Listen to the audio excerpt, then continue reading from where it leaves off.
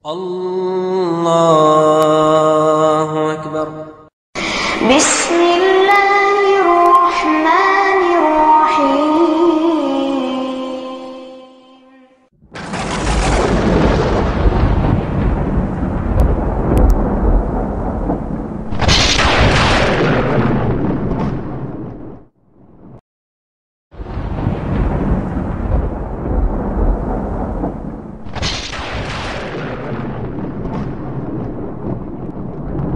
وقل جاء الحق وزهق الباطل إن الباطل كان زهوقا۔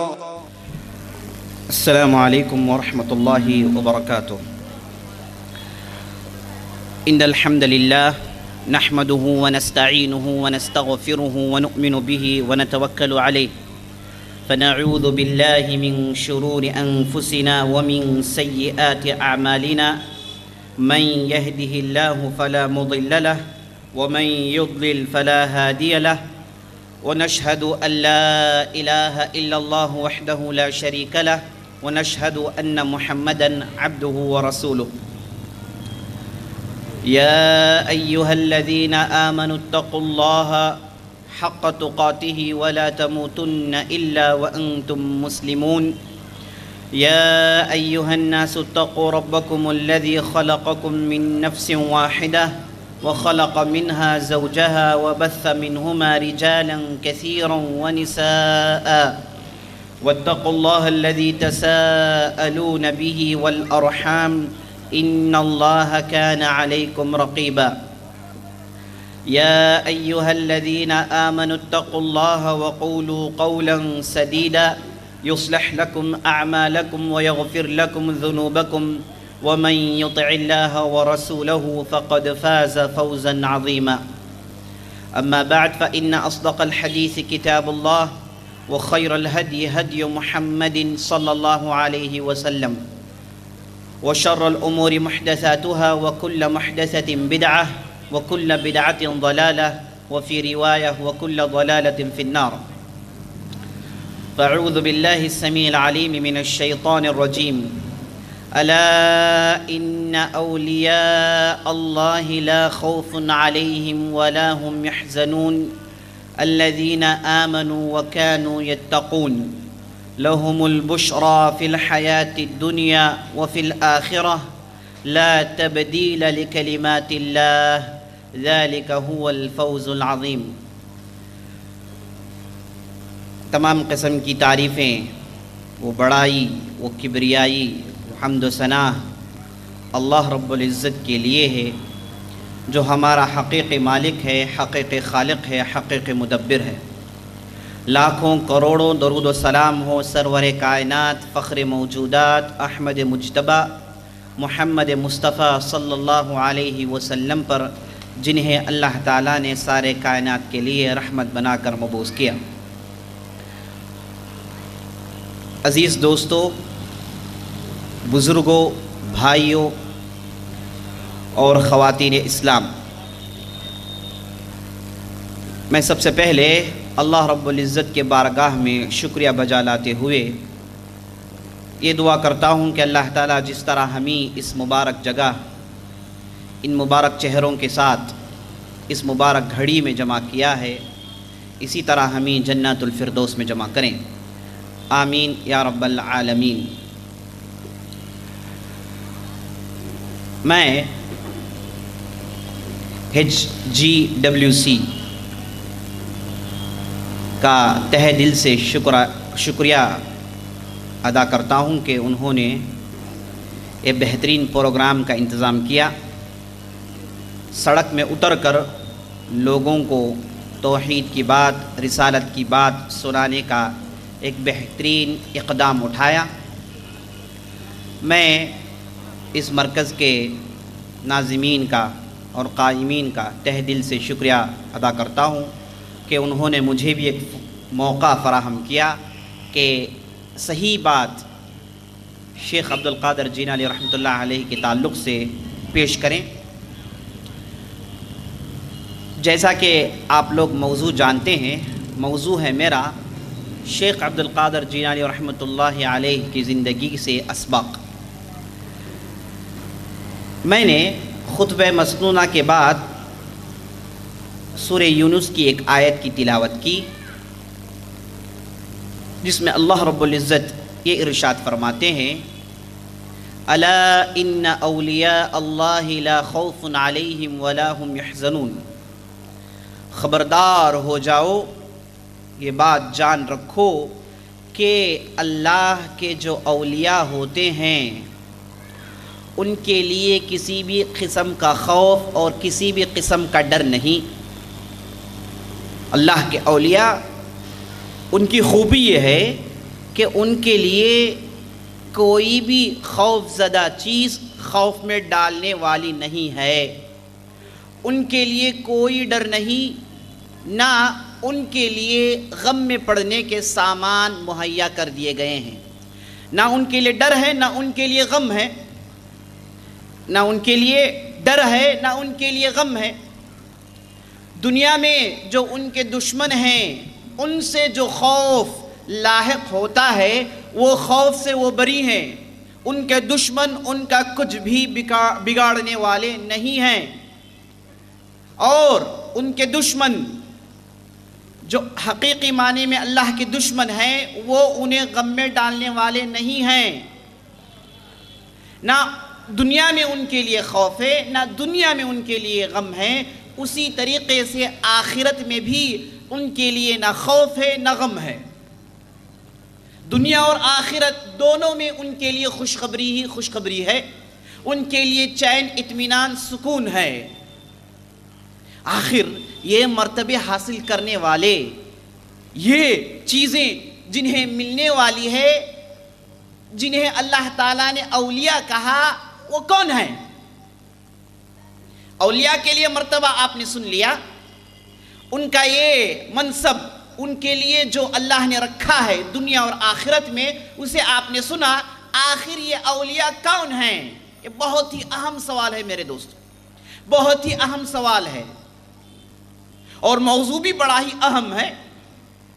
اور موضوع جیسے آپ جانتے ہیں شیخ عبد القادر جیلانی رحمۃ اللہ علیہ کے تعلق سے آج ہم ایک ایسے ایام میں کھڑے ہوئے ہیں، ایسا زمانہ ہے جس میں آپ شیخ عبد القادر جیلانی کے نام سے 11ویں مناتے ہوئے لوگوں کو دیکھ رہے ہیں۔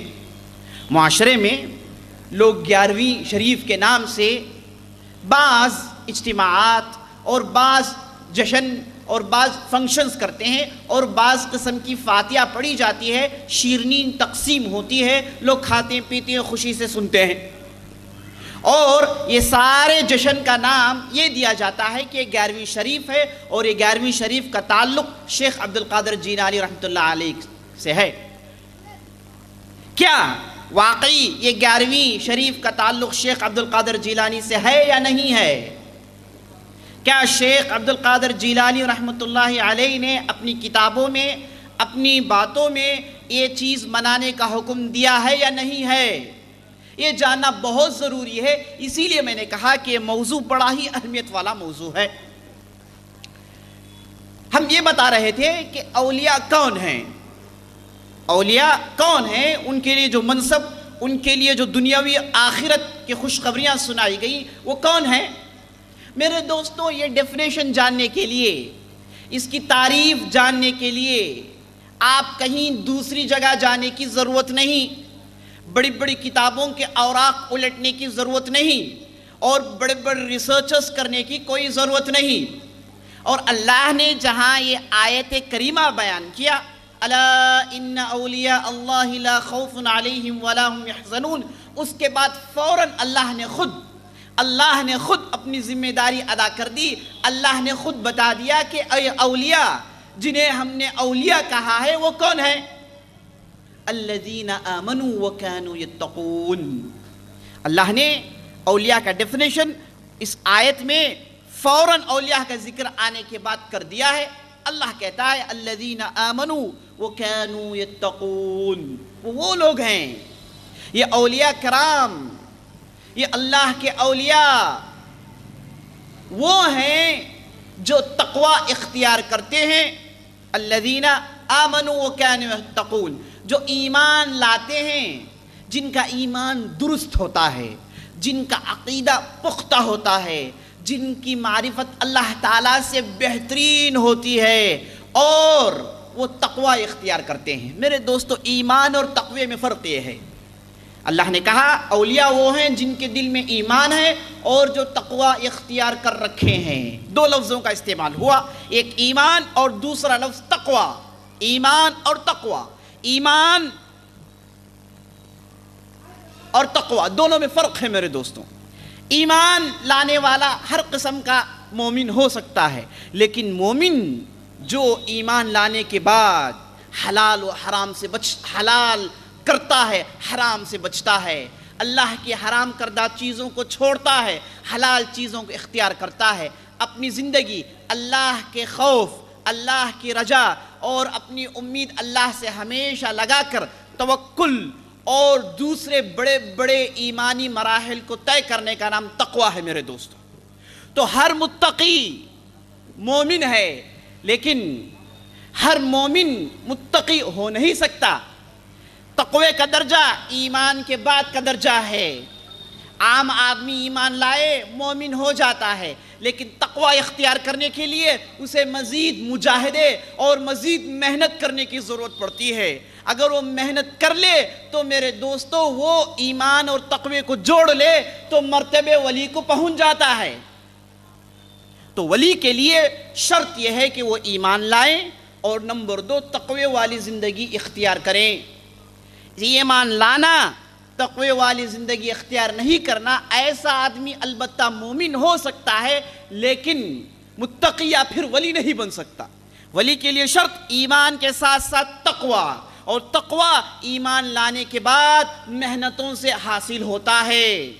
اور اسی کی وضاحت نبی صلی اللہ علیہ وسلم نے ایک مشہور حدیث میں، بخاری شریف کی روایت ہے، اس میں نبی صلی اللہ علیہ وسلم نے کہا، اللہ رب العزت فرماتا ہے، حدیث قدسی ہے، من عادى لي وليا فقد آذنته بالحرب وما تقرب إلي عبدي بشيء أحب إلي مما افترضت عليه إذا تقرب إلي عبدي بالنوافل حتى أحبه إذا أحببته كنت سمعه الذي يسمع به وبصره الذي يبصر بها ويده التي يبطش بها ورجله التي يمشي بها ولئن سألني لأعطينه وَلَئِنِ اسْتَعَاذَنِي لَأُعِيذَنَّهُ۔ نبی صلی اللہ علیہ وسلم کہتے ہیں، اللہ رب العزت فرماتا ہے کہ اگر کوئی ظالم ولی سے دشمنی کرے، جو ایمان لائے تقوی والی زندگی اختیار کرنے والے سے اگر کسی نے دشمنی کی تو اللہ تعالیٰ اس کے خلاف جنگ کا اعلان کرتا ہے، اور اس کے بعد اللہ رب العزت کہتا ہے یاد رکھ لیں میں اس سے محبت زیادہ کرتا ہوں جو میں نے جو چیزیں فرض قرار دی گئی، میں نے جن چیزوں کو فرض کیا ہے ان چیزوں پر عمل کرتا ہے۔ یعنی ولی مومن جب فرض چیزوں پر عمل کرتا ہے، فرض نماز ادا کرتا ہے، روزے رکھتا ہے، حرام چیزوں سے بچ جاتا ہے، فرض چیزوں کو اختیار کرتا ہے، تو وہ میرے قریب ہو جاتا ہے۔ فرض کرنے کے بعد وہ میرے قریب ہو جاتا ہے۔ وَلَا يَزَالُ عَبْدِي يَتَقَرَّبُ إِلَيَّ بِالنَّوَافِلِ۔ ہاں، فرض کرنے کے بعد نفل کاموں میں جڑ جاتا ہے، نفل کاموں میں اپنے آپ کو مکمل طور پر ملوث کر لیتا ہے، نفل عبادت میں داخل ہو جاتا ہے، نفل کاموں میں آگے رہتا ہے، صدقہ خیرات میں، اچھے اخلاق میں، لوگوں کے لین دین میں صحیح سچائی اور صداقت اختیار کرتا ہے، تمام قسم کی نفل کاموں میں آگے ہوتا ہے، دینی علم حاصل کرتا ہے، دینی مجالس میں آتا جاتا ہے، دینداروں سے اٹھتا بیٹھتا ہے، صحیح عقیدے حاصل کرنے، صحیح عقیدے کی تعلیم حاصل کرنے کی مکمل کوشش کرتا ہے، اپنے آپ کو مساجد سے جوڑ رکھتا ہے، دینداروں سے جوڑ رکھتا ہے، مدرسوں سے جوڑ رکھتا ہے، تو یہ نفل عبادتیں ہیں۔ اگر اس میں یہ مکمل داخل ہو جائے تو یہ آدمی ولی ہے میرے دوستوں۔ تو دیکھیے، ولی وہ ہے جو ایمان لائے، فرض ادا کرے اور اس کے ساتھ ساتھ نوافل میں منہمک ہو جائے، نوافل میں جڑ کر عمل کرے۔ اس کے لیے مرتبہ یہ دیا گیا کہ یہ اللہ کا ولی ہوتا ہے۔ اب جب اللہ کا ولی ہو جاتا ہے تو اللہ اس کی خاص حفاظت کرتا ہے۔ اگر وہ دیکھتا ہے تو اللہ تعالیٰ اسے توفیق یہ دیتا ہے کہ وہ صحیح چیز دیکھے۔ اگر سنتا ہے تو اللہ تعالیٰ یہ توفیق دیتا ہے کہ وہ صحیح سنے۔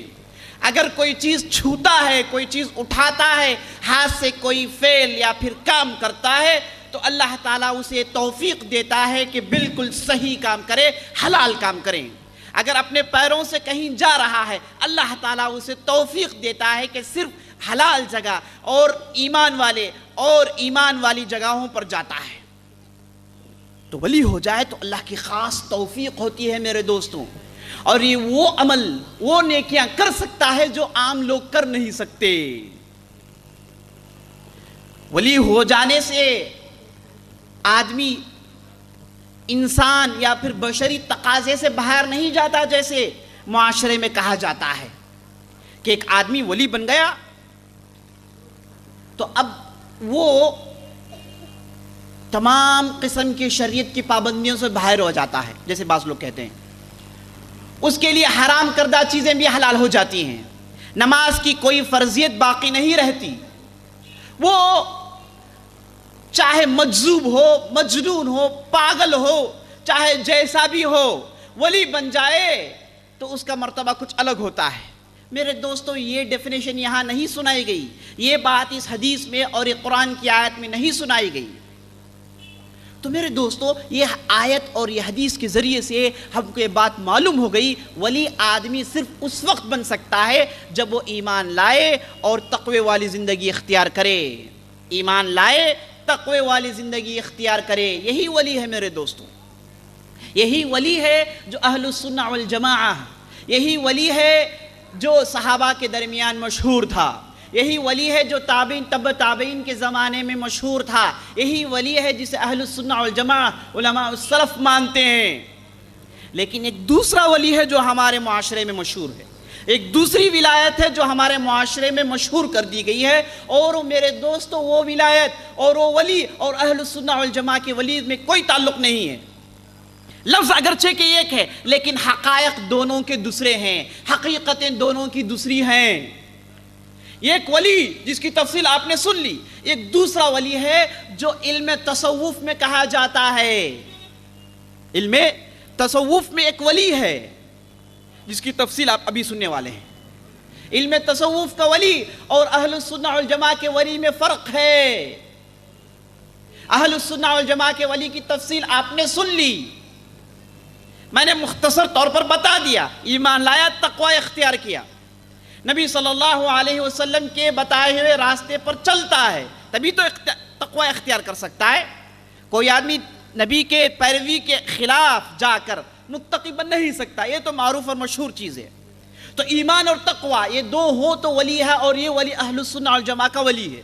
ایک دوسرا ولی ہے جسے علم تصوف میں ولایت کا درجہ دیا گیا، علم تصوف نے ولی کہا، وہ دوسرا ولی ہے میرے دوستو۔ اب وہ ولی کیا ہے؟ آپ ایک کتاب ہے، اس کا نام ہے اکتشافات، اور پھر اصطلاحات صوفیہ للکاشانی۔ صوفی تصوف، علم تصوف کی پوری باتوں کی ڈکشنری معتبر مانی جاتی ہے سب کے پاس، ان کے پاس خاص طور پر۔ تو انہوں نے ولایت کا ڈیفینیشن یہ لکھا ہے، اس کتاب میں ولایت کا ڈیفینیشن یہ لکھا گیا ہے کہ ولی وہ ہے جو اللہ کی خاص حفاظت میں رہتا ہے، اللہ اس کی حفاظت کرتا ہے، اللہ اس کے پورے معاملات کو اپنے ذمے لے رکھا ہے۔ ظاہری طور پر بات صحیح نظر آئے گی، لیکن حقیقت دوسری ہے میرے دوستو۔ حقیقت اصل میں یہ بتائی جا رہی ہے، اصل میں یہ چیز بیان کی جا رہی ہے کہ ولی کو چن لیا جاتا ہے جیسے اللہ نبی کو چنتا ہے۔ ہمارا ایمان عقیدہ اہل السنہ والجماعہ کا یہ ہے کہ اللہ انبیاء چنتا ہے۔ کوئی آدمی محنت کر کے، ریاضت کر کے نبی نہیں بن سکتا، چاہے وہ ساری زندگی عبادت میں گزار دے، ساری زندگی سجدے میں گزار دے، کیا وہ نبی بن سکتا ہے؟ نہیں بن سکتا۔ یخلق ما یشاء ویختار، اللہ تعالیٰ، اللہ یخلق ما یشاء ویختار، اللہ تعالیٰ جو بنانا چاہتا ہے بناتا ہے، اور جسے چننا چاہے چنتا ہے۔ اللہ اعلم حیث یجعل رسالتہ، اللہ کو معلوم ہے کہ کسے رسول بنائے، کسے نبی بنائے، یہ اللہ کی مرضی ہے۔ اللہ معاشروں میں سے، قوموں میں سے چند افراد کو چنتا ہے بغیر کسی سبب کے، یہ اللہ کو ہی کو معلوم ہے کہ اللہ کیوں چنتا ہے۔ انہیں چنتا ہے اور نبوت دیتا ہے، اور جنہیں چنتا ہے وہ اعلیٰ درجے کے متقی ہوتے ہیں، اعلیٰ درجے کے اخلاق والے ہوتے ہیں، معاشرے میں ان کی عزت پہلے سے ہوتی ہے، انہیں اللہ تعالیٰ نبوت اور رسالت دیتا ہے۔ لیکن ولی ایسا نہیں ہے میرے دوستو۔ آپ نے قرآن کی آیت اور حدیث کی تشریح میں سن لی، ولی وہ ہے جو ایمان لائے، عام آدمی ایمان لا سکتا ہے اور تقوی والی زندگی اختیار کرے، اللہ سے ڈر کر زندگی اختیار کرے، اور مومن آرام سے محنت کر کے ڈرنے والی زندگی، تقوی والی زندگی اختیار کر سکتا ہے۔ تو معنی یہ ہے کہ ولایت کے درجے کی کوشش کی جا سکتی ہے، آدمی محنت کر کے، زہد، مجاہدہ، عبادت کر کر کے، تقوی اختیار کر کر کے وہ آدمی ولی بن سکتا ہے۔ یہ اہل السنہ والجماعہ علماء سلف کا عقیدہ ہے، اگرچہ کہ آسان نہیں لیکن ممکن ہے۔ کیا نبی بننا ممکن ہے؟ نہیں۔ رسول بننا ممکن ہے؟ نہیں۔ تو میرے دوستو، صوفی اصطلاح میں یہ کہا جاتا ہے کہ جیسے نبی کو چنا جاتا ہے ویسے ولی کو بھی چنا جاتا ہے، اور اللہ تعالیٰ ہر زمانے میں چنتے رہتا ہے۔ گویا کہ نبوت جو ختم ہو گئی اس کے سلسلے کو باقی رکھنے کی مکمل کوشش کی جا رہی ہے، اور آپ بعض کتابیں اٹھا کر دیکھیں گے، بعض تفصیل سنیں گے تو آپ کو معلوم ہو جائے گا کہ اس کی کوشش کی گئی، اور بعض لوگوں نے، علم تصوف والوں نے نبوت کا بھی دعویٰ کیا ہے، رسالت کا بھی دعویٰ کیا ہے، کیونکہ ان کے پاس ولایت کو چنا جاتا ہے جیسے رسالت کو چنا جاتا ہے، نبوت کو چنا جاتا ہے، اختیار کیا جاتا ہے۔ تو میرے دوستو، یہ فرق ہے، آسمان زمین کا فرق۔ اہل السنہ والجماعت جسے ولی کہتے ہیں، وہ ولی جیسے قرآن میں کہا گیا الذین آمنوا وکانوا یتقون، اور تصوف، علم تصوف میں جو ولی کہا گیا وہ ولی کچھ اور ہے میرے دوستو۔ اسی لیے ان کے پاس علم تصوف میں ایک آدمی ولی ہونے کے لیے ضروری نہیں کہ وہ نماز کا پابند ہو، ضروری نہیں کہ شریعت کا پابند ہو، ضروری نہیں کہ حرام کردہ چیزوں کو چھوڑے، ضروری نہیں کہ عقل مند بھی ہو۔ اسی لیے ہم دیکھتے ہیں کہ کن کن چیزوں میں انہوں نے ولایت بنا لیا۔ مجذوبوں کو، پاگلوں کو ولایت کا درجہ دے دیا گیا، بے نمازیوں کو دین کی پابندی نہیں، انہیں نماز چل رہی ہے، مسجد چھوڑ کے نکل رہے ہیں باہر، اور انہیں بھی کہا جاتا ہے کہ ولی ہے۔ میں پوچھتا ہوں، نماز چھوڑ کر آدمی مسجد سے باہر نکل رہا ہے اور اسے کس زبان میں کیسے زیبا دے سکتا ہے کہ وہ اپنے آپ کو ولی کہیں؟ لیکن علم تصوف میں وہ چیز ممکن ہے۔ تو میرے دوستو، دونوں ولایت، دونوں ولیوں میں فرق ہے، اچھی طریقے سے سمجھ لیجئے۔ یہ بات سمجھ میں آ گئی تو آپ اولیاء الرحمن اور اولیاء الشیطان میں فرق کر سکتے ہیں۔ تو بتا یہ رہا تھا میرے دوستو، ولایت جس کا ذکر کتاب و سنت میں ہے اسے اختیار کیا جا سکتا ہے، اور اسی کا ذکر قرآن کی اس آیت میں آیا ہے، الا ان اولیاء اللہ لا خوف علیہم ولا هم يحزنون الذین آمنوا وكانوا يتقون لهم البشرى في الحیاة الدنیا وفي الآخرة لا تبدیل لکلمات اللہ ذلك هو الفوز العظیم۔ خبردار ہو جاؤ، جان رکھو کہ اللہ کے اولیاء، اللہ کے دوست وہ ہیں ان کے لیے نہ خوف ہے، نہ کوئی رنج و غم ہے، وہ ہیں جنہوں نے ایمان لایا اور تقوی والوں کی زندگی اختیار کی، تقوی اپنی زندگی میں لائے، اور ان کے لیے خوشخبریاں ہیں دنیا اور آخرت میں. یہ اللہ نے لکھ دیا ہے, یہ قانون خداوندی ہے, اور یہی حقیقی معنوں میں جیت ہے. تو اللہ جنہیں وہ ولی کہہ رہا ہے, وہ ولی ایک مومن ایمان لا کے تقوی اختیار کر کے بن سکتا ہے. اور جو ولی علم تصوف میں ہے اسے چنا جاتا ہے, جس کی تفصیل آپ نے سن لی. تو میرے دوستو, یہی ہے ولی جو کتاب و سنت کہتا ہے, یہ ولی ہے جو علم تصوف کہتا ہے. شیخ عبد القادر جیلانی رحمۃ اللہ علیہ بغداد میں پیدا ہوئے 470 پر 1 ہجری میں ان کی پیدائش ہوئی. اب یہ پیدا ہوئے کیلان میں, ایک بستی ہے بغداد کے آس پاس جسے کیلان کہا جاتا ہے. اسی کیلان کو عربی میں جیلان کہا جاتا ہے, اور اسی بستی کے نسبت سے ان کا نام پڑ گیا عبد القادر الجیلانی. اصل میں کیلان تھا فارسی لفظ, جب عربی میں گیا تو وہ کاف جیم میں تبدیل ہو گیا اور جیلانی ہو گیا میرے دوستوں. تو عبد القادر جیلانی, ان کے والد کا نام موسیٰ تھا. یہ کیلان کے رہنے والے تھے. جب نوجوان ہوئے بغداد کی طرف ہجرت کر کے علم حاصل کرنے کے لیے آ گئے. جب ان سے ایک مرتبہ پوچھا گیا کہ آپ کی پیدائش کب کی ہے, آپ کب پیدا ہوئے, تو شیخ عبد القادر جیلانی, یہ مشہور کتاب ذیل طبقات الحنابلہ ابن رجب الحنبلی نے معتبر کتاب ہے, اس میں واقعہ نقل ہے کہ عبد القادر جیلانی رحمۃ اللہ علیہ نے کہا کہ مجھے میری پیدائش کی تاریخ نہیں معلوم, البتہ اتنا تو معلوم ہے کہ جب تمیمی نامی ایک مشہور آدمی کی وفات ہوئی تو اس کی وفات کے 18 سال کے بعد میں پیدا ہوا. کیونکہ اس زمانے میں پیدائش نوٹ کر کے رکھنے کا طریقہ نہیں تھا, البتہ وفات کو نوٹ کرتے ہیں. تو شیخ عبد القادر جیلانی کہتے ہیں کہ مجھے نہیں معلوم کہ میں کب پیدا ہوا, تاریخ نہیں معلوم. تو یہاں پر ایک صریح دلیل ہے. جو لوگ یہ کہتے ہیں کہ شیخ عبد القادر جیلانی کو علم غیب ہے, جو شخص صریح طور پر یہ کہتا ہے کہ مجھے نہیں معلوم کہ میں کب پیدا ہوا, میری پیدائش کا علم مجھے نہیں ہے, ان کے طرف ہمارے اس معاشرے میں اور بعض بدعتی قسم کے لوگوں نے یہ چیز منسوب کر دی کہ انہیں علم غیب تھا, نعوذ باللہ. ابھی آپ آگے تفصیل دیکھیں گے کہ بہت ساری باتیں میرے دوستو ان کے طرف منسوب کر دی گئی. ہمارے معاشرے میں کیا کیا واقعات مشہور ہیں, اللہ اکبر, عجیب و غریب واقعات ہیں. ایسے واقعات جسے سن کر آدمی ڈرنے سے زیادہ, نصیحت حاصل کرنے سے زیادہ ہنستا ہے. ایک واقعہ ہمارے معاشرے میں مشہور ہے اور تقاریر میں بھی سنائی جاتی ہے بات.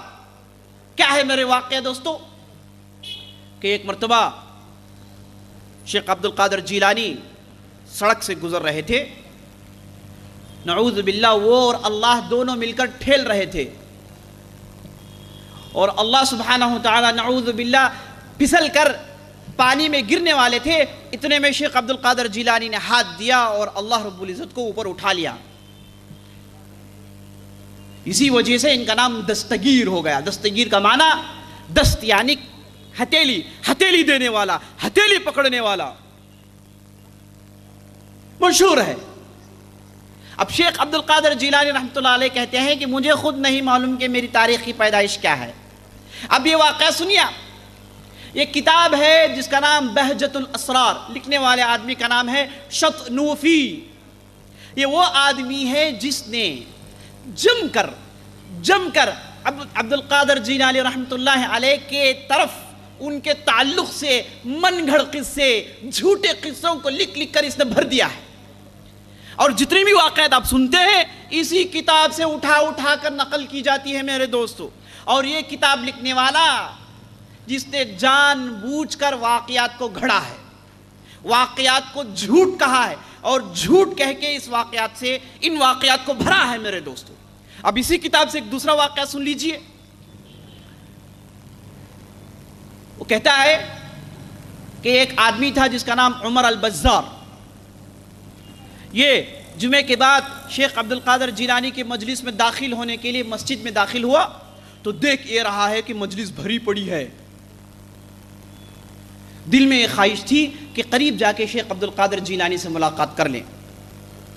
جب میں دل میں یہ سوچ رہا تھا، اتنے میں شیخ عبد القادر جیلانی مجھے دیکھ کر ہنس رہے تھے، اور میں جیسے ہی قریب جانے کی کوشش کرتا وہ مجھے پلٹ کر دیکھ کر ہنس رہے ہیں۔ جب میں بہت قریب چلا گیا، یہاں تک شیخ عبد القادر جیلانی نے کہہ دیا کہ اے عمر، وہ آدمی کا نام عمر تھا، اے عمر مجھے معلوم ہے کہ تو نے دل میں کیا سوچا، مجھے بات بتا دی گئی، لہٰذا تو میرے سامنے آ کر بیٹھ جا۔ قریب کر آ کے بٹھا لیے۔ تو اس واقعے سے یہ بات معلوم ہوتی ہے کہ شیخ عبد القادر جیلانی کو دلوں کی بھیدیں معلوم ہیں، اور جب وہ یہ کہہ رہے ہیں کہ میری پیدائش کی تاریخ مجھے نہیں معلوم، جو آدمی لوگوں کی دلوں کی بھیدوں کو جانتا ہے، دلوں کی بھیدوں کو جاننا یہ کوئی معمولی چیز نہیں ہے، صرف اللہ ہی جانتا ہے۔ جو شخص یہ چیز جان سکتا ہے تو اسے اپنی پیدائش کیوں نہیں معلوم؟ تو اس سے معلوم ہو گیا میرے دوستو کہ ان کے تعلق سے لوگوں نے واقعات لکھ لکھ کے گھڑا ہے، حقیقت میں وہ اس سے بری ہیں، ان کی شخصیت ان واقعات سے دور ہے میرے دوستو۔ اور ایک واقعہ سنیے، اسی کتاب میں ایک مرتبہ مجلس میں بیٹھے تھے، اس وقت ان پر 400 دینار کا قرض تھا، ان کے ساتھ ان کا شاگرد بیٹھا ہوا ہے، دونوں یہی سوچ رہے تھے کہ کیسے قرض ادا کریں۔ اتنے میں ایک آدمی داخل ہوا، اس نے لا کر 400 دینار دیے، دے کر کہا کہ یہ لو تمہارا قرض ادا کر لو۔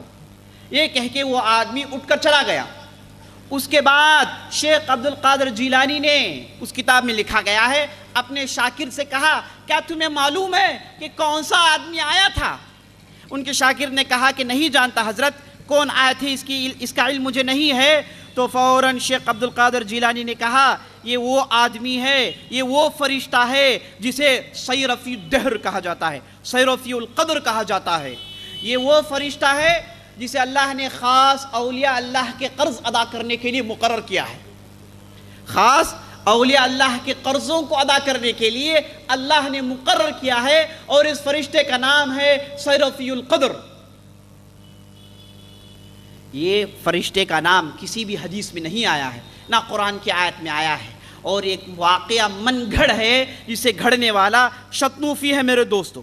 اور اسی کتاب میں جو بہت سارے واقعات گھڑے گئے، اس میں ایک واقعہ یہ بھی ہے کہ ایک آدمی ہے جس کا نام الکیمانی، وہ کہتا ہے کہ میں نے شیخ عبد القادر جیلانی کو یہ کہتے ہوئے سنا کہ انہوں نے کہا کہ یہ جو سورج ہے روزانہ آ کے مجھے سلام کرتا ہے اور مجھ سے خیریت دریافت کرتا ہے، یہ جو چاند ہے روزانہ آ کے مجھ سے سلام کلام کرتا ہے، اور یہ جو ہوائیں ہیں، یہ جو زمین ہے، یہ جو آسمان ہے، سب آ کے میرے پاس میری خدمت کرتے ہیں اور مجھ سے سلام و کلام کرتے ہیں۔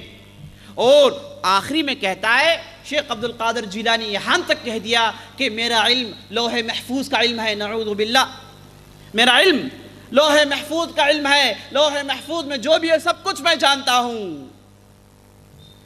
اور یہ ہم ہمارے معاشرے میں دیکھتے ہیں، اور ہمارے معاشرے میں شیخ عبد القادر جیلانی کے لیے ایک مشہور لقب ہے۔ کیا لقب ہے؟ کون بتائیں گے لقب کیا ہے؟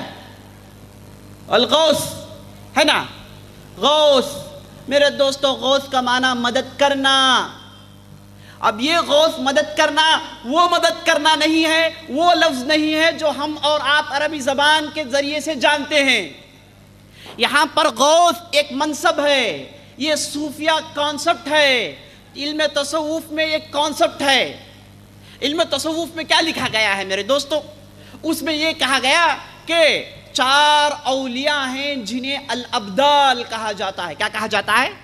ابدال کہا جاتا ہے، جو ساری دنیا کو پکڑے ہوئے ہیں۔ اب اس کے بعد 40 ایسے افراد ہیں، 40 ایسے ولی ہیں جنہیں النجبا کہا جاتا ہے۔ کیا کہا جاتا ہے؟ النجبا کہا جاتا ہے، اور یہ 40 لوگوں کے بوجھوں کو تھامے ہوئے ہیں۔ اب 300 ایسے ہیں جنہیں نقبا کہا جاتا ہے، 300 ایسے ہیں جنہیں نقبا کہا جاتا ہے، اور یہ 300 افراد یہ ہیں جو لوگوں کے دلوں کی بھیدوں کو، اندر کی باتوں کو جانتے ہیں۔ ابدال، نجبا، نقبا، اور آخری میں درجہ آتا ہے القطب کا، الغوث کا۔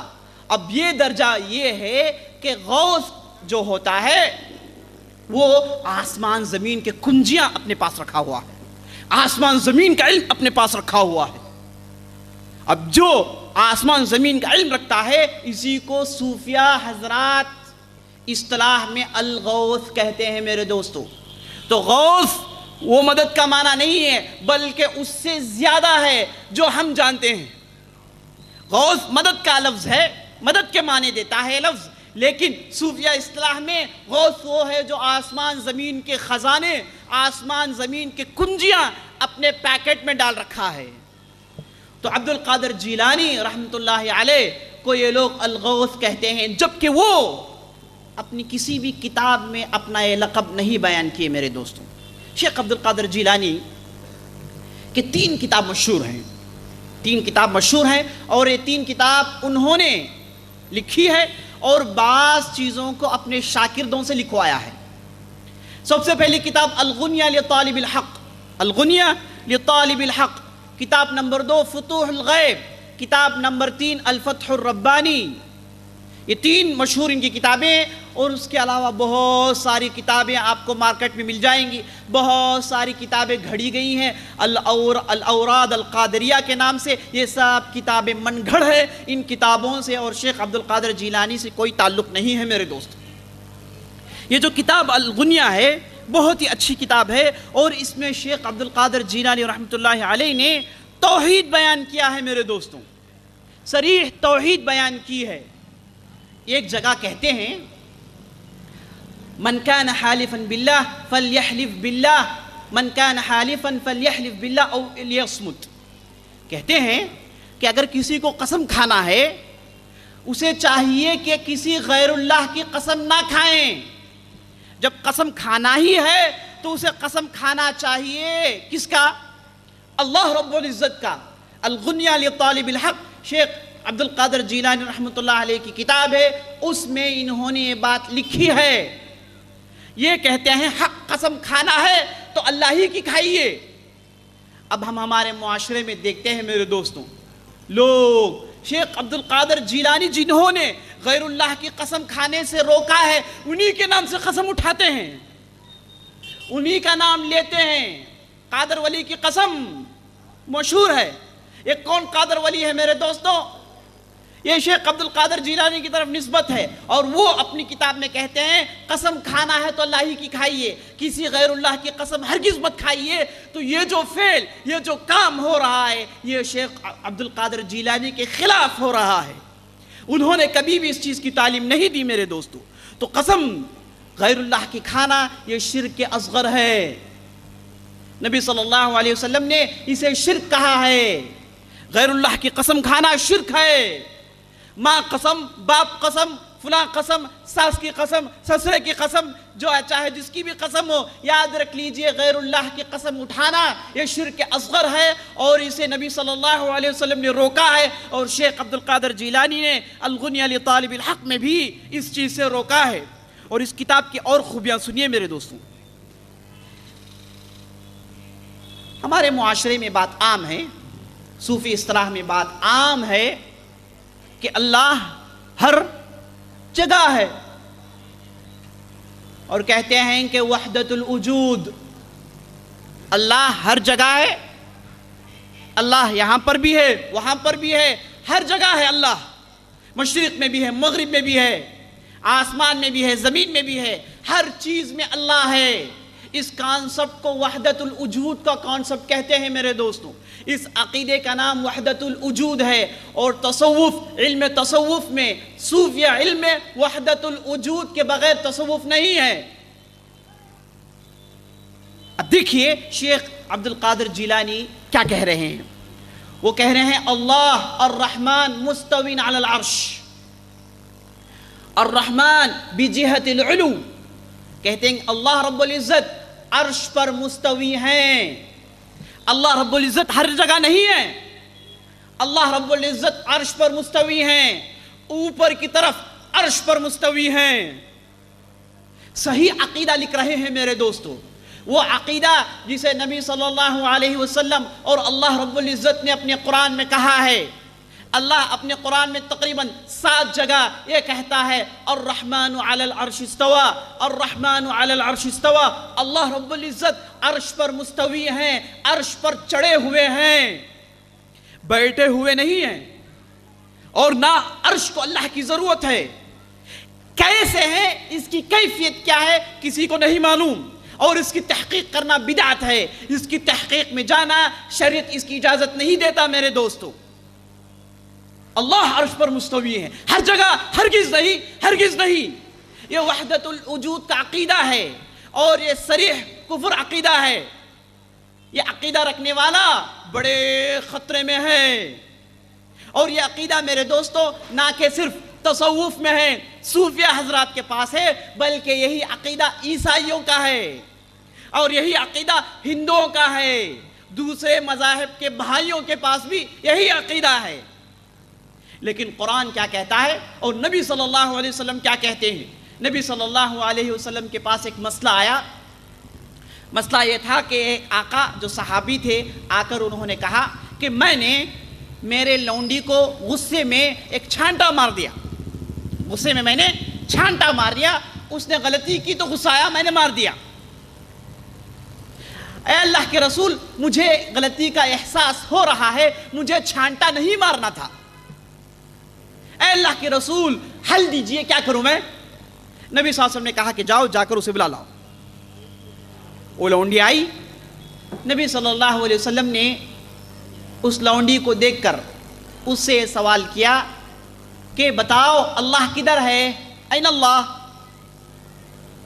تو اس لڑکی نے کہا، اس لونڈی نے کہا فی السماء، آسمان میں ہے. تو نبی صلی اللہ علیہ وسلم فوراً آقا کی طرف توجہ کرتے ہیں، توجہ کر کر کہتے ہیں اعتقھا فإنہا مؤمنہ. اے آدمی اسے فوراً رہا کر دو، یہ لڑکی تو، یہ لونڈی تو مومنہ ہے. روایت مسلم کی ہے میرے دوست. فوراً وہ صحابی اس لونڈی کو رہا کر دیتے ہیں. تو نبی صلی اللہ علیہ وسلم نے ایک لونڈی کو رہا کیا اور اس سے اس کے ایمان جانچنے کے لیے جو سوال آپ صلی اللہ علیہ وسلم نے پیش کیا، وہ سوال اللہ کہاں ہے؟ وہ لڑکی اگر یہ کہتی کہ اللہ تعالیٰ ہر جگہ ہے تو نبی صلی اللہ علیہ وسلم اسے ضرور ڈانٹتے، صحیح عقیدہ سمجھاتے، قرآن کے خلاف جانے سے روکتے. تو میرے دوستو جو ہمارے معاشرے میں عام ہیں، اب یہ وحدت الوجود کا یہ ایسا عقیدہ، اس کے جڑ بہت دور تک جاتے ہیں میرے دوستوں. اس کے جڑ بہت دور تک جاتے ہیں. بھیانک پیچیدگیاں، بھیانک الجھنیں ہیں.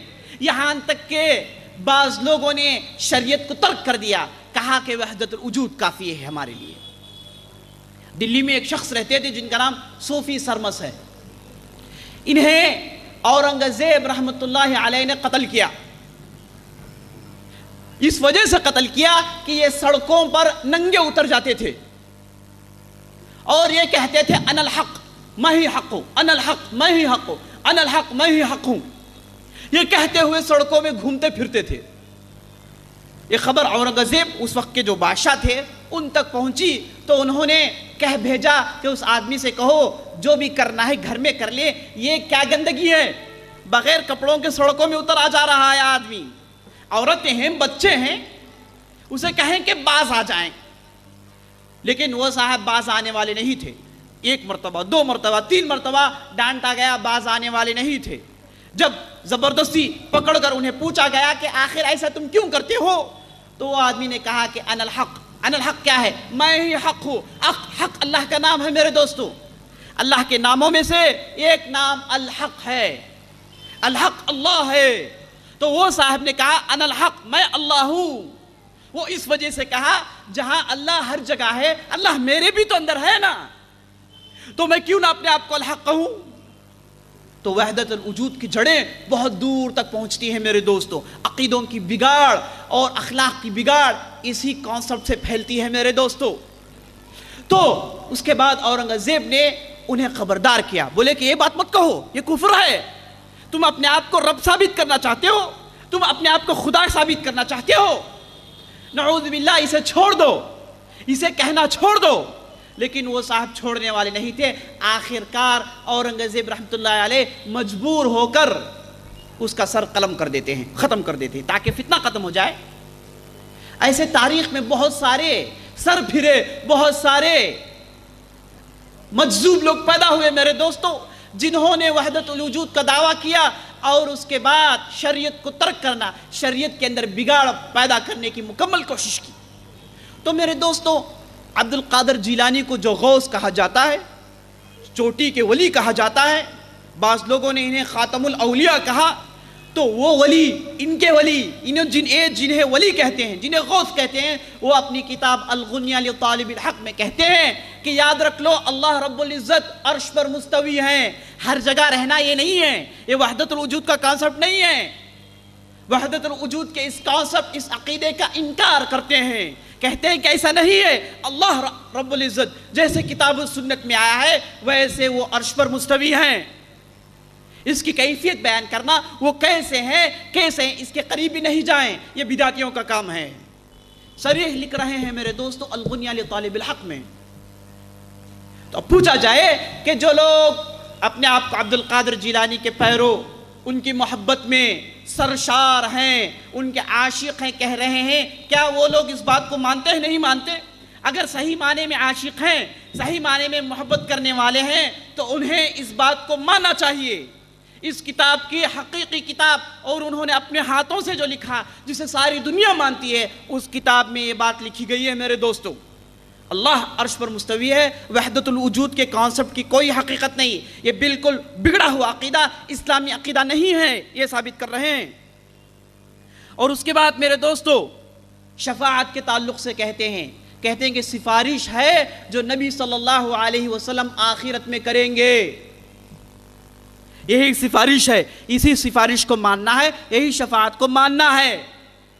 یہ کہہ کے شیخ عبد القادر جیلانی دوسری بنائی ہوئی سو کالڈ سفارشوں کا انکار کرتے ہیں۔ سفارش کا ایسا سلسلہ ہمارے معاشرے میں ہے کہ بیان سے باہر، سفارش ہے، پوری زندگی اسی کے آس پاس گھوم رہی ہے، اور لوگ لوگوں سے بیعت لیتے ہیں، مریدیں بناتے ہیں، اور انہیں یہ کہتے ہیں کہ دیکھو میں سفارش کروں گا۔ ایک پیر صاحب کے پاس ایک عورت آئی، پردہ پوش عورت آ کر بیٹھی بیعت کرنے کے لیے۔ پیر صاحب نے کہا کہ یہ کیا پردہ ڈال رکھی ہو؟ اس عورت نے کہا کہ پردہ ڈالنا ضروری ہے۔ بولے کہ نہیں، پیر کے سامنے پردہ نہیں ہے، اگر پردہ ڈالو گی تو قیامت کے دن جب سفارش کرنا ہوگا تو میں کیسے کروں گا سفارش؟ تمہارا تو چہرہ چھپا ہوا ہے، میں تمہیں کیسے پہچانوں گا؟ لہٰذا بے پردہ ہو جاؤ۔ اس عورت نے کہا زیارت کر لو، پردہ ہٹا دی۔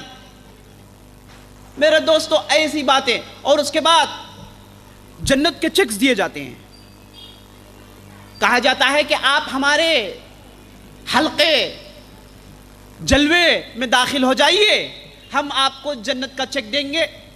اب یہ چیک میں یہ لکھا ہوتا ہے کہ فلاں آدمی یہ چیک لے کر اٹھے تو ان کا بیڑا پار کر دیا جائے۔ میں پوچھتا ہوں میرے دوستو، اللہ رب العزت نبی صلی اللہ علیہ وسلم حدیث میں کہتے ہیں قیامت کے دن جب لوگ اٹھیں گے تو ننگے اٹھیں گے، ان کے آنگ میں، ان کے جسم میں تاگے برابر کا بھی کپڑا نہیں ہوگا، اور بڑا ہی بھیانک ماحول ہوگا۔ جب مائی عائشہ رضی اللہ عنہا نے نبی صلی اللہ علیہ وسلم سے کہا یا رسول اللہ کیا ہم ننگے ہوں گے، ننگے اٹھائے جائیں گے؟ تو نبی صلی اللہ علیہ وسلم نے کہا کہ ہاں۔ تو بولی اے اللہ کے رسول ننگے ہوں تو عورت مرد کو دیکھیں گے نا؟ دیکھیے یہاں پر بھی پردہ، اس کی اہمیت دیکھیے۔ تو نبی صلی اللہ علیہ وسلم کہتے ہیں کہ عائشہ تمہیں کیا ہو گیا، تم کیا سوچ رہی ہو؟ اس دن کسی کو کسی دوسرے کو دیکھنے کا موقع نہیں ہوگا، سب نفسی نفسی کے عالم میں ہوں گے، بڑا ہی بھیانک اور ہولناک منظر ہوگا، سب کے کلیجے منہ کو آئے ہوں گے، لوگ پسینے میں غوطے مار رہے ہوں گے، بڑا ہی بھیانک منظر ہوگا۔ اس دن سب خاموش ہوں گے، یہاں تک کہ جبرائیل علیہ السلام بھی سکوت اختیار کیے ہوں گے، کوئی اف تک نہیں کہے گا۔ اور انبیاء سے جب جا کے سفارش کی بات کی جائے گی، سب نبی کہیں گے کہ لوگو جان لو آج ہمارا رب اتنے غصے میں ہے، اتنے غصے میں ہیں، یہ غصے میں پہلے کبھی نہیں تھا، نہ اس کے بعد کبھی ہوگا، بہت ہی زیادہ غصے میں ہے۔ قیامت کا یہ منظر ہوگا، قیامت کا یہ عالم ہوگا، وہاں پر آپ چیک لے کر جائیں گے، بولیں گے کہ بھائی چیک لو، فلاں نے مجھے چیک لکھ کر دیا۔ میرے دوستوں یہ عیسائی عقیدہ ہے۔ کس کا عقیدہ ہے؟ عیسائیوں کا عقیدہ ہے۔ مسلمان اس عقیدے کو دھتکارتے ہیں، اف کہتے ہیں، تف کہتے ہیں، یہ عقیدہ اسلامی عقیدہ نہیں۔ اور ایک دوسرے صاحب نے کہا کہ جب جہنم آئے گی تو جہنم کے کمپاؤنڈز ہوں گے، میرے پاس آ کے تم لوگ مرید بن جاؤ، میرے حلقے میں داخل ہو جاؤ، ان کمپاؤنڈ میں میرا ایک ٹینٹ ہوگا، جب تمہیں جہنم میں پھینکا جائے گا میں ایسے ہی کیچ کر کے کمپاؤنڈ میں لا لوں گا۔ یہ کہہ رہے ہیں میرے دوستو، یہ واقعہ مشہور ہے، بتاتے ہیں لوگ، اور یہ کہہ کے اپنے حلقے کو بڑھا رہے ہیں، اپنے دائرے کو پھیلا رہے ہیں، اپنے کلیکشن کے دامنوں کو پھیلا رہے ہیں۔ لیکن دیکھیے میرے دوستو، شیخ عبد القادر جیلانی الغنیہ میں کہتے ہیں شفاعہ وہ ہے جو قیامت کے دن نبی صلی اللہ علیہ وسلم اللہ کی اجازت کے بعد کریں گے۔ یہی سفارش ہے، جسے اجازت ہوگی وہی سفارش کرے گا۔ کم من ملک فی السماوات والارض لا تغنی شفاعتهم شیئا الا من بعد ان یأذن اللہ لمن یشاء ویرضى۔ آسمان زمین میں کتنے ایسے ملک ہیں جن کی سفارش نہیں چلے گی، جو اف تک نہیں کہیں گے، ہاں اللہ جس سے راضی ہے اور اللہ جسے سفارش کی اجازت دیتا ہے وہ سفارش کرے گا۔ من ذا الذی یشفع عنده الا باذنہ، اللہ کی موجودگی میں ایسے ہی سفارش کر لیں گے بغیر اللہ کی اجازت کے؟ ممکن نہیں ہے، اللہ کی اجازت کے بعد ہی سفارش ہوگی۔ تو شیخ عبد القادر جیلانی رحمۃ اللہ علیہ الغنیہ لطالب الحق میں ایسی بہترین باتیں بیان کر رہے ہیں میرے دوستو۔ ایک دوسری جگہ الفتح الربانی جو ان کی کتاب ہے، اس میں دیکھیے کتنی توحید کی باتیں ہیں۔ کہتے ہیں لا فلاح لک حتی تتبع الکتاب والسنہ، اپنے ایک شاکر کو دیکھ کر کہتے ہیں کہ تیرے لیے جیت ہرگز نہیں، تو ہرگز نجات حاصل نہیں کر سکتا، ہرگز تو اس دنیا میں جیت حاصل نہیں کر سکتا، آخرت میں جنت حاصل نہیں کر سکتا جب تک کہ تو اللہ کی کتاب اور نبی صلی اللہ علیہ وسلم کی سنت کی پیروی نہیں کر لیتا۔ تیرے لیے مشعل راہ، تیرے لیے جیت کی وجہ، جیت کا سبب کتاب و سنت ہے، اللہ کی کتاب اور نبی صلی اللہ علیہ وسلم کی سنت کی پیروی ہے۔ یہ دو اختیار کر لے تو جنت میں چلا جائے گا، جنت تیرے لیے آسان ہو جائے گی۔ اس کتاب میں نصیحت کرتے ہیں، اسی کتاب میں ایک دوسری جگہ نصیحت کرتے ہوئے کہتے ہیں، دیکھیے کتنی بہترین بات کہتے ہیں، اتبعوا ولا تبتدعوا وافقوا ولا تخالفوا واطیعوا ولا تعصوا واخلصوا ولا تشركوا۔ کہتے ہیں اتباع کرو، اب تمہارے لیے چاہیے کہ پیروی کریں، نبی صلی اللہ علیہ وسلم کی پیروی کرو، لا تبتدعوا، دین میں نئی نئی چیزوں کو شروع مت کرو، کتاب و سنت کو مانو، کتاب و سنت کی مخالفت مت کرو، ولا تخالفوا واطیعوا ولا تعصوا، اللہ اور اللہ کے رسول کی اطاعت کرو، ان کی نافرمانی ہرگز مت کرو، واخلصوا ولا تشركوا، اخلاص پیدا کرو، عبادت کرو تو اللہ ہی کے لیے کرو، عبادت کرو تو اللہ ہی کے لیے کرو، عبادت کرو تو اللہ ہی کے لیے کرو، سجدہ کرو تو اللہ ہی کے لیے کرو، مانگو تو اللہ ہی کے پاس مانگو، توکل رکھو تو اللہ ہی پر توکل رکھو، جو بھی کرنا ہے جس کا تعلق عبادت سے ہے یا اللہ ہی کے لیے کرو، کسی اور کے لیے ہرگز ناقص مت کرو، اخلصوا ولا تشركوا، اور شرک مت کرو۔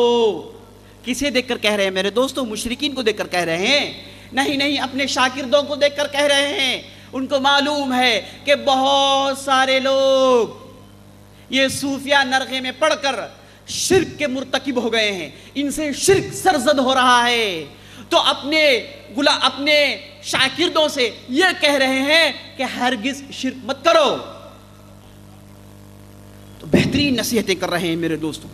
اور شیخ عبد القادر جیلانی رحمۃ اللہ علیہ عقیدتاً جہاں تک ایمان، اسماء و صفات، تقدیر، یوم آخرت، ملائکہ کے مسائل ہیں، اس میں وہ بالکل سلفی نہج پر ہیں، علماء السلف کے نہج پر چلتے ہیں، بدعتیں نہیں کرتے، ان کے پاس ان معاملات میں خرافات نہیں ہیں۔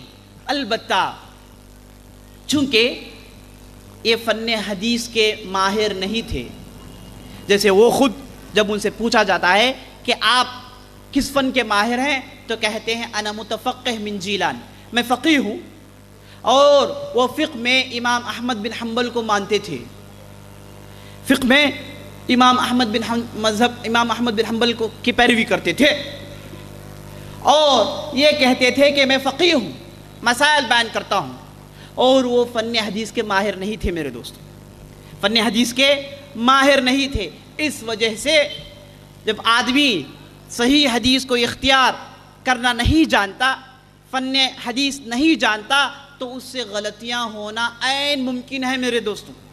اسی طریقے سے ہم دیکھتے ہیں ائمۃ الاسلام جیسے امام الغزالی اور فخر الدین رازی، جنہیں اللہ تعالیٰ نے بہت زیادہ علم دیا تھا، ذہن دیا تھا، لیکن فن حدیث میں کورے تھے، فن حدیث کے ماہر نہیں تھے، حدیث صحیح ضعیف کے اندر فرق کرنے والے نہیں تھے، مصطلح الحدیث انہوں نے نہیں پڑھی تھی، اس میں مہارت حاصل نہیں کی تھی۔ جب فن حدیث میں کمزور پڑتے ہیں تو ضعیف حدیثوں اور موضوع حدیثوں میں فرق نہیں کر سکتے، جب فرق نہیں کر سکتے تو ان سے عملی بدعات کا ظاہر ہونا عین ممکن ہے، اور وہی میرے دوستو شیخ عبد القادر جیلانی رحمۃ اللہ علیہ کے تعلق سے ہوا۔ ہم شیخ عبد القادر جیلانی رحمۃ اللہ علیہ کے تعلق سے کہتے ہیں کہ وہ صحیح عقیدے میں تھے، صحیح منہج میں تھے، لیکن آخر کار وہ انسان تھے، وہ انسان تھے، انسان ہونے کی ناطے ان سے غلطیوں کا ہونا عین ممکن ہے۔ انسان غلطی کرتا ہے، کل بنی آدم خطاء وخیر الخطائین التائبون، نبی صلی اللہ علیہ وسلم نے کہا، آپ صلی اللہ علیہ وسلم نے کہا ہر آدم کا لونڈا، ہر بنی آدم غلطی کا مرتکب ہوتا ہے، اس سے غلطیاں ہوتی ہے، کوئی یہ دعویٰ نہیں کر سکتا، کسی کے لیے دعویٰ کرنا ممکن نہیں سوائے انبیاء کے کہ میں غلطی سے بری ہوں، نہیں ہو نہیں سکتا، یہ ناممکن ہے، امپاسبل ہے، مستحیلات میں سے ہے کہ کوئی آدمی دعویٰ کرے کہ مجھ سے غلطی نہیں ہوتی، انسان ہے تو غلطی ہوگی ضرور۔ ابھی صوفی اصطلاح ہے کہ جو لوگ وہ کہتے ہیں ولی غلطی نہیں کرتے، ولی غلطی نہیں ہوتی، یہ غلط عقیدہ ہے، ولی انسان ہے اور انسان سے غلطی ہوتی ہے، غلطیوں سے مبرہ، غلطیوں سے جن کے دامن پاک ہیں وہ انبیاء کرام، انبیاء علیہم السلام ہوتے ہیں میرے دوستو۔ ان کے علاوہ جتنے بھی لوگ ہیں، جتنے بھی بشر ہیں، سب سے غلطیاں سرزد ہوتی ہیں۔ کسی ایک انسان کو غلطی سے مبرہ کرنا یہ اسلامی عقیدہ نہیں ہے، یہ غیر مذہبوں کا عقیدہ ہے، غیر مذہب والوں کا عقیدہ ہے، وہ اپنے بڑوں کے اندر، اپنی بڑی بڑی شخصیتوں کے اندر جن سے وہ متاثر ہیں، جن کو وہ چاہتے ہیں، ان کے اندر غلطی کو دیکھنا پسند نہیں کرتے، اور فوراً یہ عقیدہ پیدا کر لیتے ہیں کہ فلاں جنہیں ہم چاہتے ہیں، جن کی ہم پیروی کرتے ہیں، غلطی نہیں کرتے۔ لیکن اسلامی عقیدہ صریح صاف عقیدہ ہے میرے دوستو، اور مطابق عقل ہے میرے دوستو۔ عقیدہ یہ کہتا ہے کہ انسان ہو تو اسے غلطی ہوگی۔ اگر کوئی آدمی آپ سے آ کر کہے کہ میں بہت بڑا ولی ہوں اور میں غلطی ہی نہیں کرتا، تو آپ اپنے آنکھوں میں پٹی باندھ کر کہیے کہ تو جھوٹا ہے، زیادہ تحقیق کرنے کی ضرورت نہیں ہے، زیادہ تحقیق کرنے کی ضرورت نہیں ہے، کیونکہ احمد مجتبی محمد مصطفیٰ صلی اللہ علیہ وسلم نے کہہ دیا کل بنی آدم خطاء وخیر الخطائین التائبون، ہر آدم کا لونڈا، ہر بنی آدم غلطی کرتا ہے، اسے غلطی ہوتی ہے، غلطی کرنا یہ بشری تقاضا ہے۔ اور ہم اور آپ کے باپ آدم علیہ السلام وہ جب جنت میں تھے تو غلطی کیے، اس کے بعد توبہ کیے۔ غلطی کرنا یہ انسان کا فعل ہے، غلطی کرنے کے بعد توبہ کرنا یہ انسان کا فعل ہے، غلطی کرنے کے بعد غلطی میں اڑے رہنا یہ شیطان کا فعل ہے میرے دوستو۔ آدم علیہ السلام نے غلطی کی، توبہ کیا، اللہ نے معاف کر دیا، اور ابلیس نے غلطی کی لیکن وہ غلطی پر اڑا رہا، اس نے کہا خلقتنی من نار وخلقتہ من طین، مجھے تو نے آگ سے بنایا، اس سے تو نے خاک سے بنایا، کیا میں میرا سر اس کے سامنے جھکاؤں؟ غلطی کی اور غلطی پر اڑ گیا تو ابلیس شیطان ہو گیا. آدم غلطی کیے، توبہ کیے تو آدم رہے، آدم انسان رہے میرے دوستو. تو غلطی سرزد ہونا یہ عین ممکن ہے. اب جو یہ کہا جاتا ہے کہ ولی غلطی نہیں کرتے، یہ صریح جھوٹ ہے، یہ اسلامی عقیدے کے خلاف ہے. ولی انسان ہے، ان سے غلطی سرزد ہونا عین ممکن ہے. اور یہ بھی ساتھ جان لیجئے میرے دوستو، ولی ہونے کے لیے کرامت کا دکھانا ضروری نہیں ہے. کرامت ان سے سرزد ہوتا ہے، کرامت ان سے ہوتی ہے. وہ آؤ جی دکھا تو کرامت بول کے نہیں بولتے. وہ بیماری ہے کہ دیکھو ایسا نکال دو، یہ جادوگر کرتا ہے، فلاں مسئلہ ہے، ہون بیٹھو کیسے ہاتھ پھرا تم دیکھو پورا پاک ہو جائے گا. یہ کہنے والے جادوگر ہیں. ولی ایسا نہیں کرتے. ولی اللہ کی طرف رجوع کرتے ہیں اور شفا دینے والا اللہ ہوتا ہے. اور ولی ہر بار اپنے کرامت دکھائیں گے، ہر بار انہیں اللہ تعالیٰ مدد کرے گا ضروری نہیں. کبھی ان کی مدد، اللہ کی مدد ان کے لیے آتی ہے، کبھی نہیں آتی. ضروری نہیں کہ ہر بار وہ جو بھی کرے وہ صحیح کرے، جو بھی کرے اللہ کی مدد آئے، جو بھی کرے وہ ہو جائے، ممکن نہیں. ولی کی مدد بھی کبھی اللہ سے ہوتی، کبھی نہیں ہوتی. جب ہم تاریخ پڑھتے ہیں تو ہم کو معلوم ہوتا ہے. صحابہ کی زندگیاں، اس کے بعد تابعین کی زندگیاں دیکھتے ہیں، کبھی ان کے لیے اللہ نے مدد کی، کبھی مدد نہیں ہوئی. اللہ کی مرضی ہے، جسے چاہے مدد کرے، جسے چاہے مدد نہیں کرے. لیکن اولیاء کو مدد نہیں کرے گا، اجر تو جزا تو ملے گا ضرور، ثواب تو ملے گا ضرور. آزمائش ہوتی ہے ان کے لیے، تکلیف میں ڈالتا ہے آزمائش کے لیے، مدد نہیں کرتا ہے آزمائش کے لیے. اولیاء مومنین متقین کے ساتھ یہ معاملہ ہے. لیکن ہر بار صحیح ہوں گے، ہر بار وہ کرامت دکھائیں گے، ان کے پاس چلے جائیے بیڑا پیر ہو جائے گا. پر اور قاضی الحاجات ہیں، مشکل کشا ہیں، غریبوں کو نوازتے ہیں. میرے دوستو یہ ایسے القاب ہیں، یہ القاب سے خود وہ بیزار ہیں، وہ اس سے بری ہے میرے دوستو. تو انسان ہونے کے ناطے غلطی ہونا عین ممکن ہے. تو عبد القادر جیلانی رحمۃ اللہ علیہ چونکہ فن حدیث کے ماہر نہیں تھے، صحیح ضعیف میں فرق نہیں کر پا سکتے تھے، اس میدان کے نہیں تھے. ایسا ہی ہوتا ہے میرے دوستوں. علماء میں بعض زبان کے ماہر ہوتے ہیں، بعض تفسیر کے ماہر ہوتے ہیں، بعض حدیث کے ماہر ہوتے ہیں.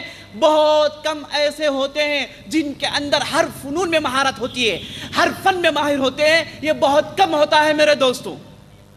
اکا دکا خال ایسے شخصیات نظر آتی ہیں. لیکن عام طور پر کسی ایک فن کے ماہر ہوتے ہیں اور کسی فن میں جاہل ہوتے ہیں، کسی فن میں مہارت نہیں ہوتی. تو شیخ عبد القادر جیلانی کے ساتھ بھی یہی ہوا. وہ فن حدیث کے ماہر نہیں تھے تو ان سے بہت سارے غلطیاں سرزد ہو گئی. اور ان کی کتابوں میں ضعیف احادیث، موضوع احادیث کی بھرمار ہے. اور یہ ضعیف احادیث کو ماننے کی وجہ سے ان سے جو غلطی سرزد ہوئی وہ یہ کہ وہ رجب اور دوسرے مہینوں میں چند خاص نمازیں پڑھتے تھے، خاص عبادتیں شروع کر رکھی تھی. اور اس تعلق سے ایک ضعیف حدیث لکھتے ہیں. علماء نے بعد میں تحقیق کر کے بتایا کہ یہ حدیث ضعیف ہے. اور اسی طریقے سے میرے دوستوں یہ وسیلہ پکڑنے کے قائل تھے. نبی صلی اللہ علیہ وسلم سے وسیلہ پکڑنا جائز کہتے تھے. اور اس تعلق سے ایک ضعیف حدیث نقل کرتے ہیں اپنی کتاب میں. بعد میں فن حدیث کے ماہرین نے تحقیق کر کے بتایا کہ یہ حدیث ضعیف تو ہے، اس میں کوئی شک نہیں، لیکن ایک بھی عمل نبی صلی اللہ علیہ وسلم کے زمانے میں، صحابہ کے زمانے میں، تابعین کے زمانے میں اس کے متعلق ثابت نہیں ہے. اور ضعیف حدیث ماننے کی وجہ سے یہ شعبان کی 15ویں رات کے بھی قائل تھے، اس میں 1000 رکعت نمازیں اور دوسری تفصیل کے بھی قائل تھے، وہ بھی ضعیف حدیث ماننے کی وجہ سے. اور جہاں یہ فن حدیث کے ماہر نہیں تھے، اسی کے ساتھ ساتھ میرے دوستو ان پر تصوف کا غلبہ تھا. تصوف کا غلبہ تھا، اس میں کوئی شک نہیں. لیکن وہ تصوف میں نہیں تھے جس کی تفصیل آپ نے سنی، وحدت الوجود اور پتہ نہیں کیا کیا بھرمار اور کیا کیا بیکار کی باتیں انہوں نے بھر رکھی ہے. ان باتوں سے تو مری تھے، البتہ تصوف کے قائل تھے. اور خاص طور پر اس وجہ سے کہ اس زمانے میں، یہ جو زمانے میں رہتے تھے، اس زمانے میں عالم اسلامی میں مال و دولت کا دورہ تھا، بادشاہت تھی، مال و دولت کی فراوانی تھی، عام عوام پیسے کمانے میں تجارت میں زیادہ منہمک تھے، زیادہ ملوث تھے، تو انہوں نے چاہا کہ انہیں اس نرغے سے بچائیں، اللہ کے قریب لائیں، پیسوں کی محبت کم کرے، اس لیے انہوں نے تصوف کے بعض کانسپٹس کو اختیار کیا۔ زہد میں زیادہ محنت کرنے کے لیے لوگوں کو بلاتے تھے، بلا کر ایک جگہ بٹھا کے صرف عبادت کے لیے انہیں ڈیڈیکیٹ کر دیتے تھے، جو حدیث سے ثابت نہیں ہے، کتاب و سنت سے ثابت نہیں ہے، لیکن ماحول کے مد نظر انہوں نے ایسا کیا۔ اگرچہ کہ غلطی ہے، لیکن یہ غلطی میں یہ گوشہ ان کی نیت کا ہے، تو ہم یہ کہیں گے کہ البتہ انہیں نیت میں تو اجر ملے گا۔ یہ غلطی تو غلطی ہے، غلطی انسان سے سرزد ہوتی ہے، غلطی کو ماننا یہ اہل سنت والجماعت کا طریقہ نہیں ہے۔ اور بہت ساری میرے دوستوں ان کی کتابوں میں جن کا ذکر میں نے کیا، بعض ضعیف احادیث ماننے کی وجہ سے، تصوف ماننے کی وجہ سے غلطیاں پائی جاتی ہیں۔ اور یہ مشہور طریقہ ہمارے معاشرے میں کیا طریقہ ہے؟ طریقہ قادریہ۔ بہت سارے تصوف کے طریقے ہیں میرے دوستوں، ایک طریقہ نقشہ بندیہ ہے، ایک طریقہ سہروردیہ ہے، ایک طریقہ قادریہ ہے، چشتیہ ہے، عامریہ ہے، اور اس کے بعد یہ ملٹیپلائی ہوتے جا رہے ہیں، کوئی فل سٹاپ نہیں اس کے لیے، چلتے جا رہا ہے سلسلہ۔ طریقہ قادریہ کے بانی عبد القادر جیلانی تھے، انہوں نے اپنے شاگردوں کو بلا کر جمع کیا، ان کے لیے ایک طریقہ بتایا، اور اہل علم نے اس کے بعد جو آئے انہوں نے کہا کہ اس زمانے میں طریقے جیسے ہمارے زمانے میں جماعتوں کے مانند ہیں۔ ہمارے یہاں 4 لوگ جمع ہوئے، انہوں نے ایک کام شروع کر لیا، ایک مقصد کے تحت ایک دوسرے علاقے میں بعض لوگ جمع ہوئے، جماعت کی شکل اختیار ہو گئی۔ اس طریقے سے جیسے ہمارے معاشرے میں جماعتوں کی تعداد زیادہ ہے، ویسے اس زمانے میں طریقوں کی تعداد زیادہ تھے، اور ہر آدمی کسی نہ کسی طریقے میں ہونا ضروری سمجھا جاتا تھا۔ جیسے آج ہم کسی دیندار کو دیکھتے ہیں تو فوراً پوچھتے ہیں کہ آپ کون سی جماعت کے ہیں؟ فلان جماعت کے ہیں، فلان جماعت کے ہیں، ہونا ہو آپ کسی جماعت کے ہوں گے، آپ مانیں گے بھی نہیں تو آپ کی جماعت کا پھٹا آپ کو دے دیں گے، کہیں گے کہ نہیں آپ مانتے تو صحیح نہیں لیکن آپ ہیں اسی جماعت کے۔ تو بغیر جماعت کی دینی تصور ہمارے معاشرے میں تقریباً نہیں ہے، تو ان کے زمانے میں بلکہ آج سے 100 سال پہلے ہندوستان میں بھی ماحول تھا، طریقے کے بغیر دین کا تصور موجود نہیں تھا میرے دوستوں۔ کسی نہ کسی طریقے میں آدمی کو ملوث ہونا ہے، منسلک ہونا ہے، اور یہ چیز بغیر کہے ہوئے ایک کنوکشن تھا جس پر وہ چلا کرتے تھے۔ تو انہوں نے ایک طریقہ شروع کیا، لیکن طریقے میں بعد میں جو بدعتیں شروع ہوئی، خلوت کے نام سے بہت ساری بدعتیں شروع ہو گئی، خلوت کے نام سے، اور اس کے بعد صلاۃ الالف القائم، اور اس کے بعد صلاۃ الرغائب، بہت سارے بعد میں جو بدعتیں عجیب و غریب وظائف جو شروع ہو گئے، اس کا تعلق شیخ عبد القادر جیلانی سے نہیں تھا۔ وہ تصوف کو مانتے تھے، اور تصوف کے ڈیفینیشن میں یہ کہتے تھے تصوف کا معنی یہ ہے کہ بندہ اللہ سے اچھے تعلقات اختیار کرے، بندہ لوگوں سے اچھے تعلقات اختیار کریں۔ یہ ان کا ڈیفینیشن تھا جس پر وہ عمل کیا کرتے تھے۔ اگرچہ کہ ہم لفظ تصوف کی تحقیق میں جائیں اس کی کوئی اصلیت نہیں ملتی، لیکن جیسے آپ نے سنا ماحول کے اثر سے، زمانے سے متاثر ہو کے یہ ان چیزوں میں پڑے ہوئے تھے، ورنہ آپ ان جنرل ان کی کتابوں کو پڑھیں گے، ان کی تفصیل میں جائیں گے تو آپ کو معلوم ہوگا کہ یہ واقعی عالم رہے اور واقعی صحیح نہج پر رہے۔ ان سے جو غلطیاں ہو گئی اللہ ان غلطیوں کو معاف کرے۔ بس اسی سے اپنی بات ختم کرتا ہوں۔ اللہ تعالیٰ سے دعا کرتا ہوں کہ اللہ تعالیٰ ہم اور آپ کے دل میں تقوی کو کوٹ کوٹ کر بھریں، اور ہم اور آپ کو ولایت جو اہل سنہ کی ولایت ہے اس درجے کو پہنچنے کی توفیق بخشیں۔ اللہ تعالیٰ حاضرین اور کہنے والے کو جو کہہ رہا ہے اس پر عمل کرنے کی توفیق بخشے۔ بس اس سے اپنی بات ختم کرتا ہوں۔ سبحان ربک رب العزت عما یصفون وسلام علی المرسلین والحمد للہ رب العالمین۔